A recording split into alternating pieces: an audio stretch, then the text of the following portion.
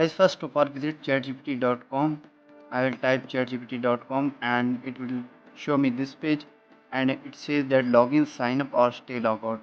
For example, I say stay logged out, and here you can see two options. One is GPT 3.5 and other is GPT-4.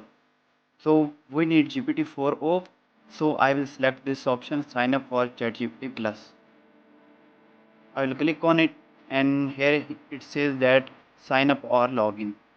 You can create a new account or log in with existing account. For example, I say continue with Google existing account, so it will show me some steps and I will sign in to OpenAI.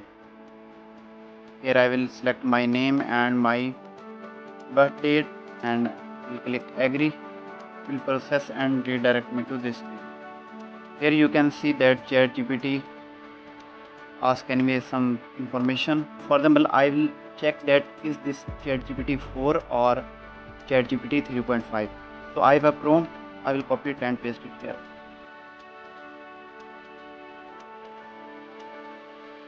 Here we can see that it has provided answer within a second, which is more well organized and comprehensive. Here at the end you can check that this is GPT 4.0, not ChatGPT 3.5. So we can ensure that this is GPT 4.0 which we want to achieve.